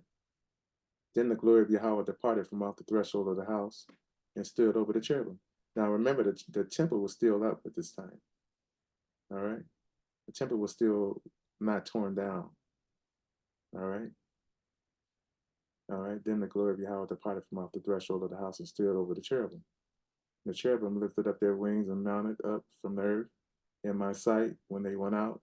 The wheels also were beside them, and everyone stood at the door of the east gate of Yahweh's house, and the glory of Yahweh, the glory of Elohim of Israel was over them, above. This is the living creature that I saw under the God of Israel by the river Chabar, and I knew that they were the cherubim. Notice that it calls this person that's on the throne the God of Israel. All right. All right. Now, this is what most people won't see this until it happens. All right. Most people won't see the glory of God until it happens. They won't be ready for it. In other words. And you know the thing about Yahweh, he's not really trying to make people see this. He basically left it up to the saints to study it and search it out. But it's the glory of God to conceal a matter, conceal a thing. But it's the honor of kings to search it out. All right. Let's see. This is the living creature that I saw under the God of Israel by the river Chabar.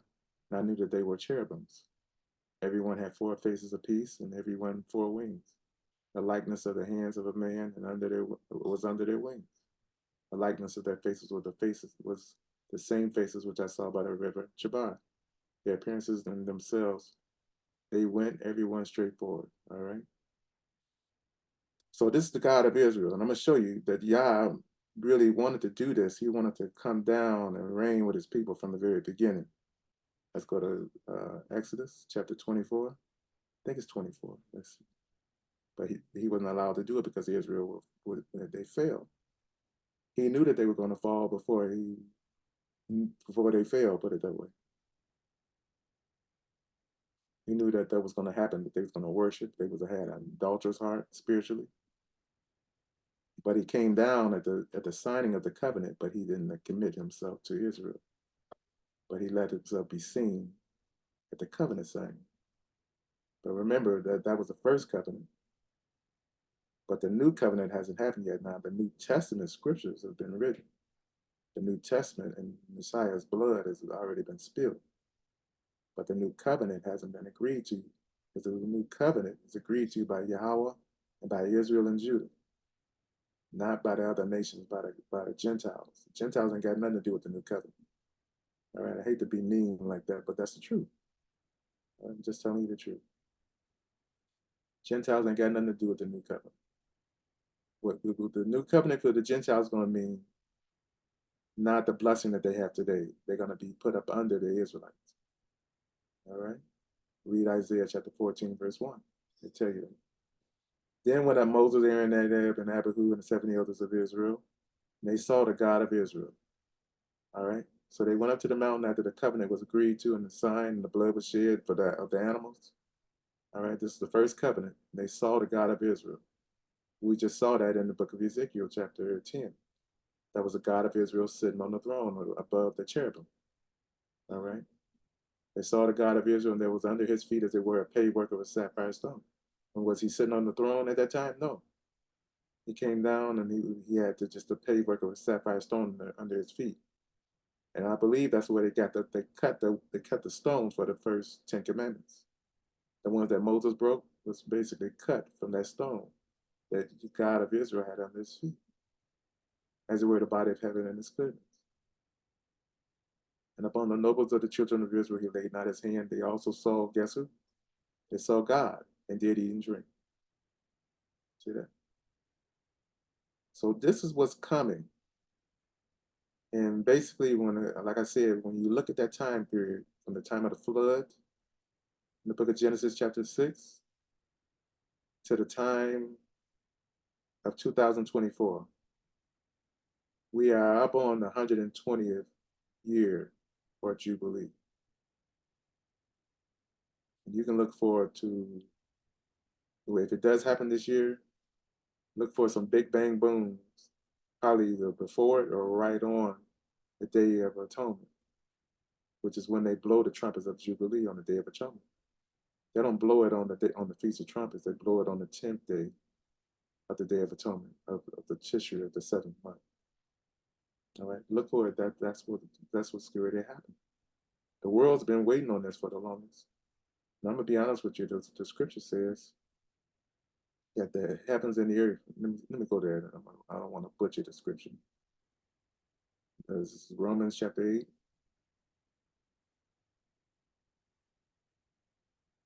Romans chapter 8. So we're not exactly, we're waiting on Yahweh Shai. He's going to come after the Ancient of Days, which is the God of Israel. All right. He won't show up until Yahweh, this God of Israel, has put the enemies up under his feet.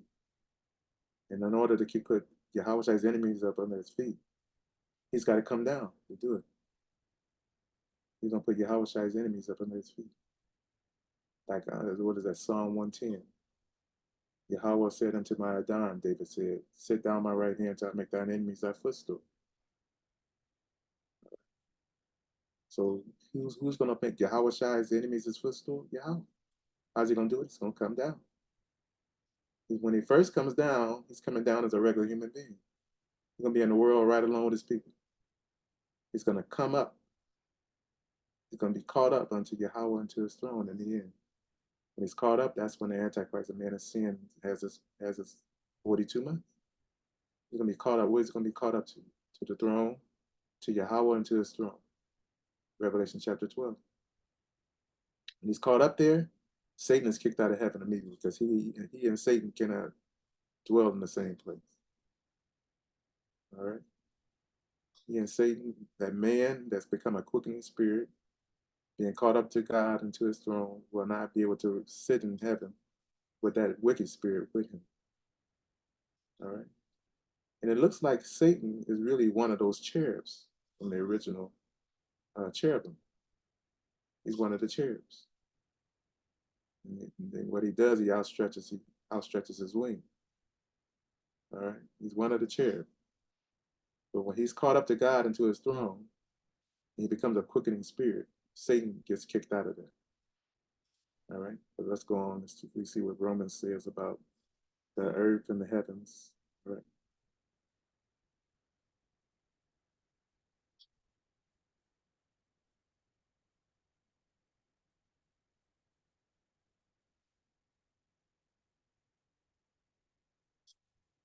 Paul says this. This was on this. I like Paul's a lot of his scriptures. And really, to get Paul to understand him, you got to really understand what's going on in the Old Testament very well. All right. Otherwise, you will not be able to. You think Paul was lying and was wrong. You have a bad vision of Paul. And you really have to understand the Old Testament scripture. You have to understand Yahweh. The things that I'm teaching, you have to understand it. Catch what Paul is saying, because Paul understood these things. He's very ingenious in what he was talking about. All right. Some people will wrest those scriptures to their own destruction, like Peter said. You have to be careful how you're reading, because some people will wrest it to their own destruction. But I reckon that the sufferings of this present time are not worthy to be compared with the glory that shall be revealed in us. That's starting at Romans 8:18, verse 19. For the earnest expectation of the creature, waited for the manifestation of the sons of God. All right. Now, the children of God are in Yahushua. But guess who else is in Yahushua? All right. The Father's in Yahushua, and Yahushua is in the Father. So in the end, it's really all about the Father. All right. Let's see. Manifestation of the sons of God.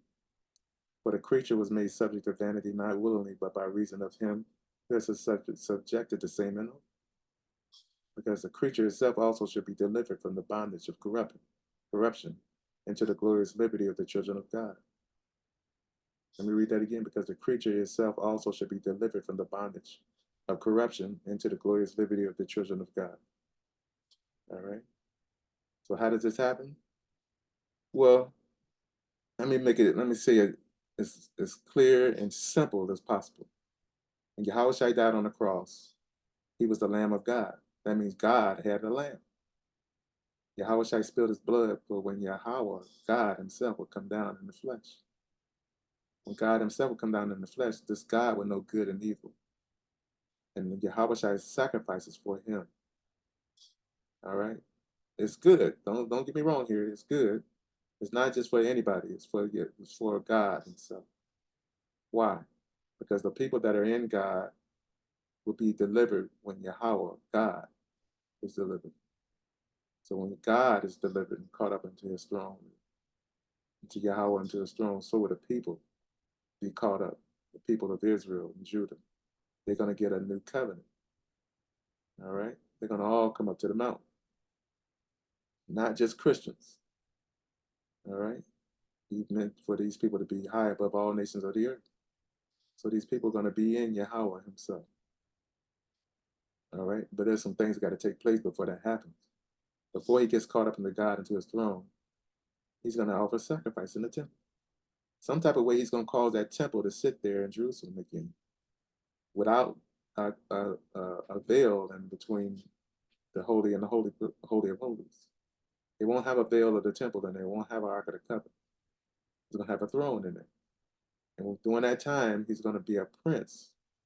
Ezekiel chapter 45, going on. He's going to be that prince. That prince basically is going to have favor given him because of the blood of Yahushua. All right. He's going to have favor given to him because of the blood of Yahweh Shai. And with that favor, it's going to be miraculous. All right. It's going to be so miraculous that we see in Revelation chapter 6, the sixth seal. When that happens, he's going to basically eat from the tree of life. He's going to be given eternal life while he's still on the earth. All right. Before he gets caught up. While he's doing that, while that happens, he's going to offer sacrifice in the temple. When he offers a correct sacrifice, I think Romans chapter 9 says that that Yahweh is going to do a short work on the earth. That's a short work. He's going to offer sacrifice in the temple. The sacrifice that he's going to offer is going to cause the Israelites to be blessed instead of cursed. Right now, they're cursed. There's no temple. There's no image. There's none of that right now. Hosea chapter 3 speaks about that Israel's going to abide many days without a sacrifice. We'll go there in a second or two. But in that day, the temple's going to be up, and this God, the one that's becoming God, is becoming, it's going to offer sacrifice in the temple.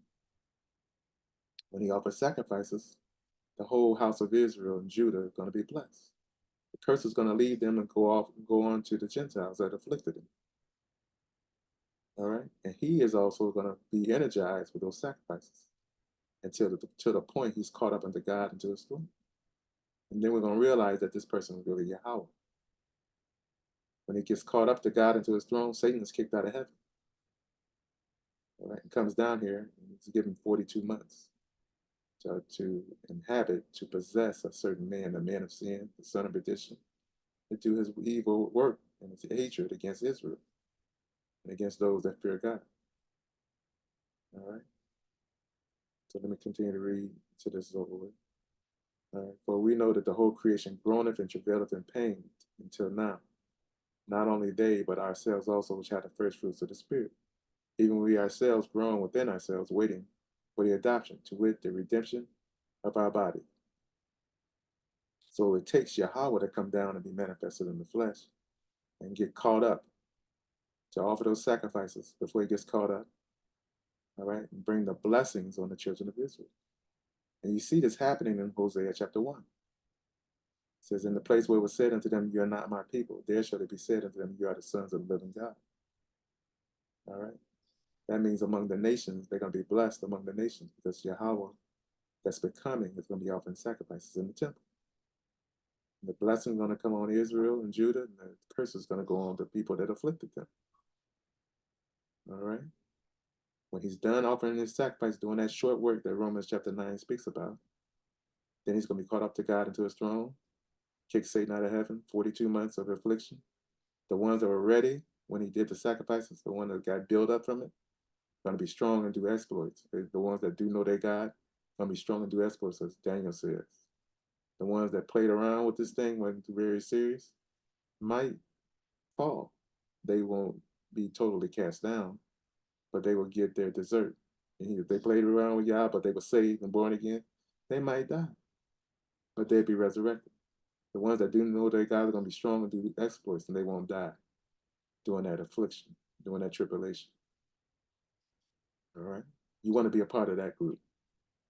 All right, because he's going to take a break for 42 months, which is literally 3.5 years. That's spoken about in Revelation chapter 13. The man of sin, son of perdition. All right, in 2 Thessalonians chapter 2. Only now he that letteth will let until he be taken out of the way. So that's that one that's really becoming Yahweh. He's the one that lets until he gets taken out of the way. Until basically he leaves, until he's caught up into God, into his throne. All right. Let me see if I can find that for you real quick. We'll go through some quick scriptures real fast. It says that Yahweh, God, will do a short work, as written. He will do a short work upon earth. Let me see if I can find this in Romans chapter 9. Because he's going to be in the temple. He's going to cause the temple to sit up on the place where it's supposed to sit. Let me see.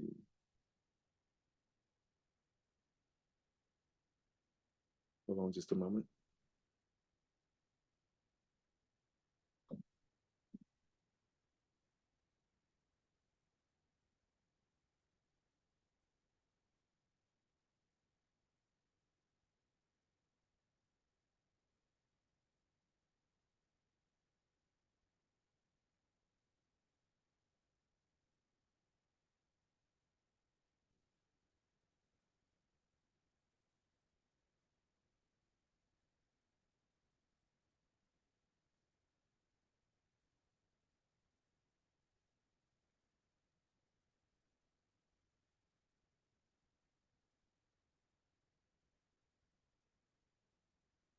There it is. We'll start right there.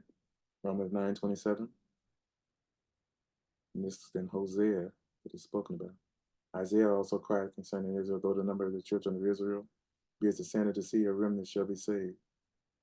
For he will finish the work and cut it short in righteousness, because a short work will Yahweh make up on the earth. And as Isaiah said before, except Yahweh Sabaoth had left us a seed, we have been as Sodom and been made like unto Gomorrah. So it shows you the day and time we're going to be living in when this happens. It sounds like today, you know. All right. Let me see what other scripture was I planning on showing you. It's a short word. What is that short word? He's going to be in the temple. He's going to cause the temple to sit in the place. He's going to offer sacrifices in the temple. The temple will have a throne in it instead of an Ark of the Covenant. All right. And that's why we see that the man of sin is going to sit in the temple of God, showing himself that he is God, because he's going to take over the temple after after Yahweh goes up into being Yahweh, after he goes up to the throne and becoming Yahweh. So the man of sin is going to go into the temple and sit in there on the throne, showing himself that he is God, right? And many people are going to think that the one that wasn't God is the one that took off and left. And he's going to be telling the folks, I'm the one that's God, it is my throne. It's going to cause the daily sacrifice to cease after that. So you wonder what sacrifice is going to cause to cease?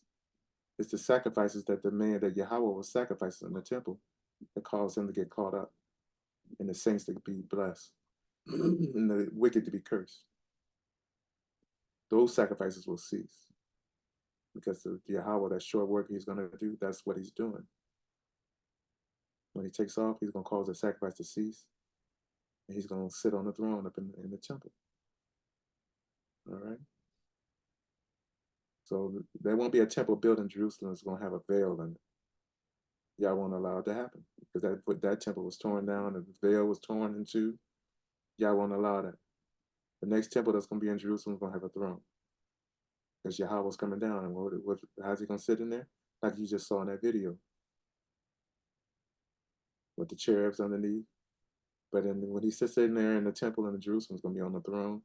Now, when the first temple was made with the Ark of the Covenant, it had two cherubs on the ark and two cherubs in the back of the room in each corner with their wings spread out. Giant creatures, right? You know, I can't remember how tall they said they were in the Torah. But two cherubs in the back, two cherubs on the ark. So when the temple, when the new temple, when the throne is set in there, you probably had the four cherubs in there some type of way. Or three cherubs, put it that way, since Satan won't be with them. The archangel Satan.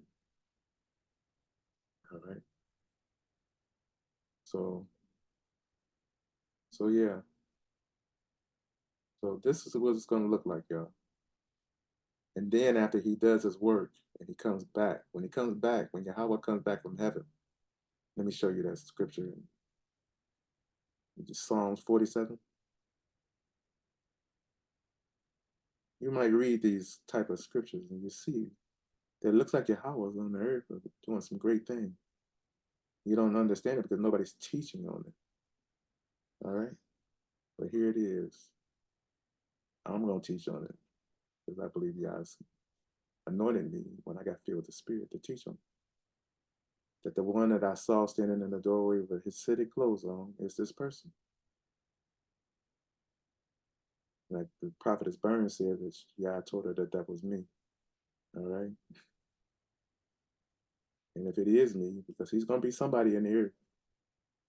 If it is me, then you're seeing the person before he gets blessed by God before he starts sacrifice. All right, so Psalm 47. Oh, clap your hands, all you people, shout unto God with the voice of triumph. So something happened here, all right? So the people that are saying clap your hands, the people that's going to be really happy are Israel and Judah, the original people, not some converts, all right? Whether the converts be happy or not, I'm going to be honest with you. When Yahweh literally comes, and you see those cherubs that have brownish brown skin, right? When Yahweh comes, you think he's going to be any different in color than those cherubs? Brown is bronze again? But anyway, when he comes, it's going to, I don't think the people, the ones that are not Israel are going to be happy. The ones that sin, they Jews and are not, I don't think they're going to be happy. As a matter of fact, they're going to be running probably to dens and caves and rocks at the mountains, trying to hide themselves, all right? But they know that they're wrong, all right? When they see this man coming, you know, he's going to come basically in the flesh. But when he comes in the second time, it's going to be a quickening spirit. That means some type of way his body will transform to where he's a quickening spirit, all right? Excuse me. All right. Shout unto God with the voice of triumph, verse 2. For Yahweh Most High is terrible. See that terrible, that word terrible? Let's look at that real quick. He's terrible. All right. And this word terrible, I think, is where you get the word terrorism from.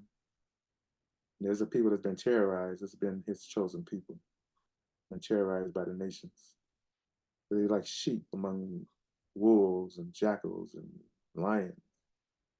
All right. They're not people that's got a man and power and fighting back like they're lions too.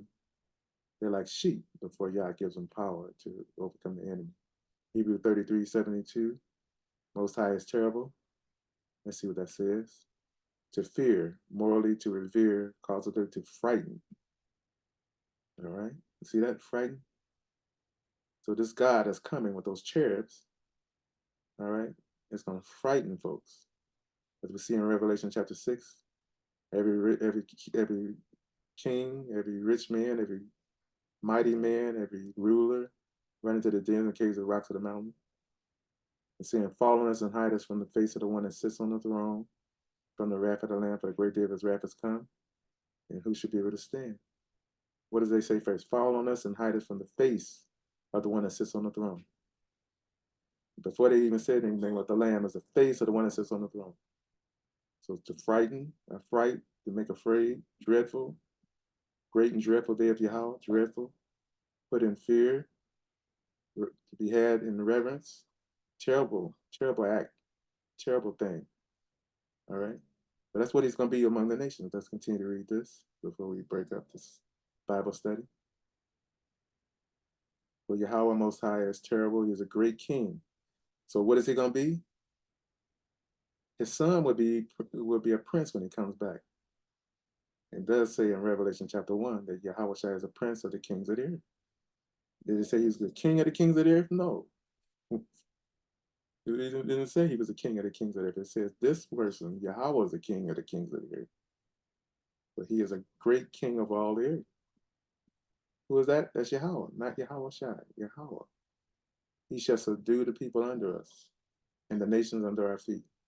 So right here, when he says, sit on my right hand till I make thine enemies thy footstool. All right. So he's talking to Yahweh Shai in heaven, says, sit on my right hand till I make thine enemies thy footstool. Right here it says he shall subdue the people under us and the nations under our feet. So right here it's saying is that even Yahweh Shai or Jesus is waiting in heaven for Yahweh to do this work on the earth. All right. He shall choose our inheritance for us, the excellency of Jacob, whom he loved. God is going up with a shout. Look at this scripture. It's one of my favorite. It shows you that he's going to be doing the work down here.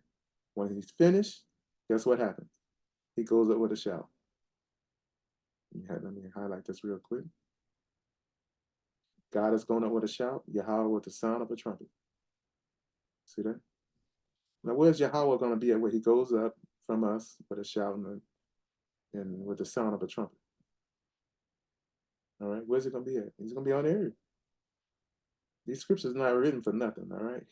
Sing praises to God. Sing praises unto our King. Who's the King? Yahweh. Sing praises, for God is the King of all the earth. So who's the King of all the earth? God. Yahweh. Sing ye praises. He's not going to be invisible. He's going to be visible. He's going to be right there in Jerusalem. Right? Who's going to be our Melchizedek priest? The one in the order of Melchizedek? Yahweh Shai. He's going to be standing in front of the Father, which is going to be in the Holy of Holies. So Yah is going to come down here and be in the temple with his son, Jesus, standing in front of him ministering. For God is the King of all the earth. singing ye praises with understanding. God reigneth over the heathen. When the scripture says that, and I think it's like, what is it, Isaiah 49, that he's going to bring judgment to the Gentiles, this is what it's talking about. Not that he's going to sit around and say, come on, my little children, Gentiles. He's going to say, what you do to my people? I'm going to get you for that. He's going to judge them. God reigneth over the heathen. God sitteth on the throne of his holiness. The princes of the people are gathered together, even the people of the God of Abraham. For the shields of the earth belong to God. He is greatly exalted. Now, to the people that done his people right, that blessed them and helped them, he got a reward for them. But for the ones that abused them and just done them wrong and refused them, oh my goodness. All right? They in some trouble. They don't know it. They don't know it. They don't want to know it. All right? They got their pastors and priests and teachers in the churches telling them a whole different thing. Jesus is coming back.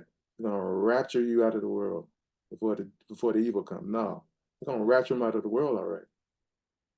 You know, they never come back to the world. All right? Read Matthew 25, verse 31. What he's going to do to those people. Now, there's ones that he's going to bless, the ones that's wicked ones, he's going to curse. He's going to throw them into the lake of fire because of what they done. And they had to been devils, you know what I'm saying? Because the red lake of fire, that judgment is for the devil and his angels. So anybody that done that to his people were basically the devil and his angels. All right. All right, I'm gonna let you go.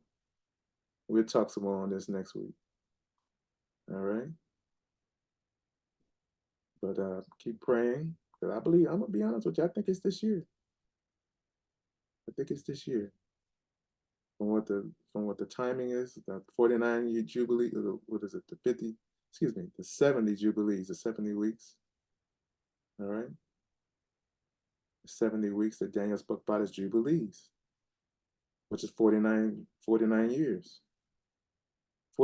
70, 49-year periods from the time they went into Canaan land coming out of Egypt. You count that, it comes all the way up to 2024. All right. All right. Hear me, Israel, Judah. Get your act together. Get ready.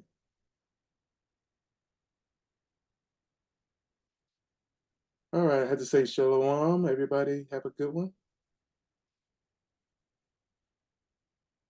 Shalom.